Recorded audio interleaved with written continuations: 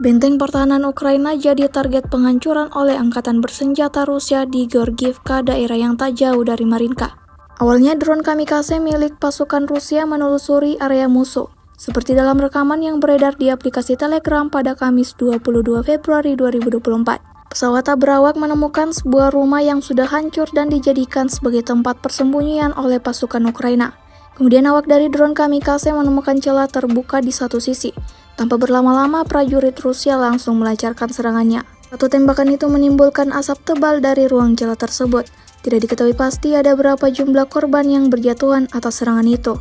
Rekaman itu telah ditonton ribuan orang dan menuai beragam reaksi dari warganet.